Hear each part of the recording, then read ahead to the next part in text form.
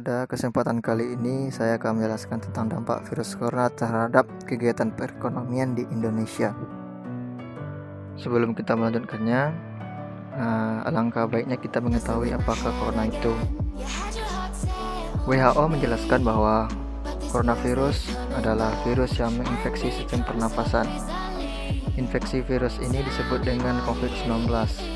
Virus corona menyebabkan penyakit flu biasa sampai flu yang lebih parah seperti sindrom pernafasan timur tengah dan sindrom pernafasan akut parah. Virus corona adalah zoonotik yang artinya ditularkan dari hewan dan manusia.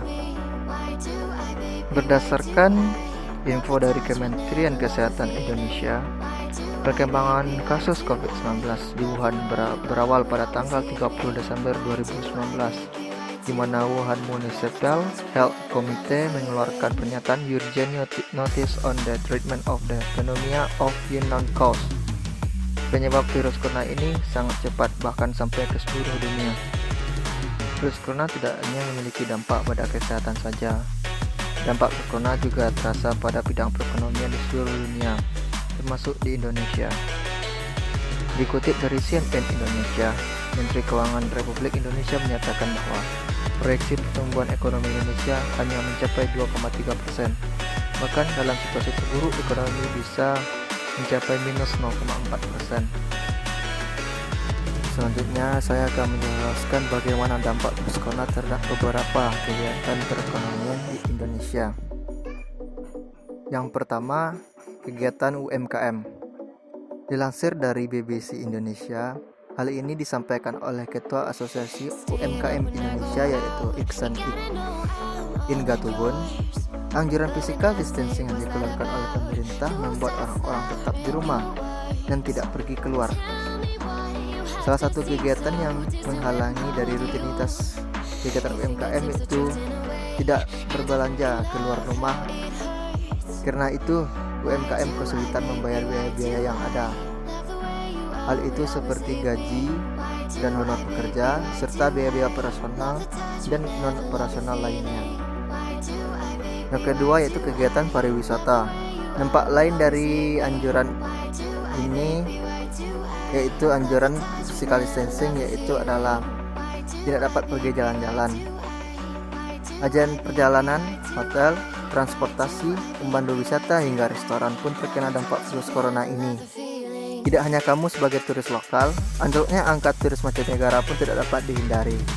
Pekerja juga terkena dampak virus corona bagi perekonomian sektor pariwisata, dan mereka akan membutuhkan cara untuk menghasilkan uang dari rumah saat wabah. Berdasarkan World Travel and Tourist Council memprediksi akan ada 75 juta tenaga kerja industri perjalanan dan pariwisata yang bisa kehilangan pekerjaan mereka. Selanjutnya yaitu kegiatan manufaktur. Dampak virus corona bagi perekonomian ini memaksa perusahaan-perusahaan manufaktur untuk menurunkan produksinya.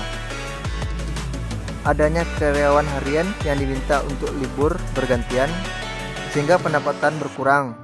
Apabila dirumahkan sepenuhnya, perusahaan juga harus melakukan perhitungan pesangon. Karyawan harian juga terancam kehilangan pekerjaannya dan berakhir terpaksa pulang kampung atau cari pekerjaan lain. Karena proses pengolahan berkurang, impor bahan baku juga mengalami penurunan. Selain itu, hasil akhir proses manufaktur juga mengalami penurunan ekspor karena penurunan permintaan dari luar negeri. Selanjutnya saya akan memberikan cara kepada pelaku ekonomi Indonesia agar bertahan di saat wabah corona. Yang pertama dengan melakukan cash management. Pengaturan arus kas menjadi kunci utama dalam perekonomian, terutama saat virus corona ini. Perusahaan perlu mengambil langkah-langkah untuk mengamankan persediaan kas mereka, termasuk mengambil tindakan yang diperlukan, seperti memperpanjang pembayaran kreditor, negosiasi penanggungan pembayaran sewa, dan kredit bank, serta lain sebagainya. Yang kedua yaitu contingency planning. Panduan tanggap darurat perlu langsung disusun untuk mengetahui apa saja sektor krusial dalam perusahaan dan memastikan strategi yang diambil itu aman untuk kelangsungan bisnis ke depannya. Terus yang ketiga adalah memperhatikan karyawan.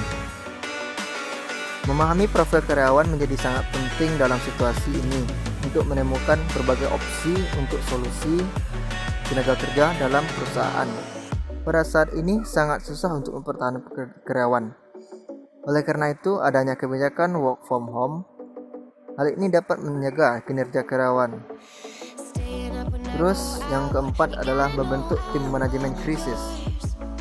Bentuk tim khusus ini bertujuan untuk membahas dan menentukan prioritas masalah yang dihadapi perusahaan dan mengantisipasi masalah yang dapat muncul ke depannya agar perusahaan tidak ambil pusing saat masalah itu terjadi.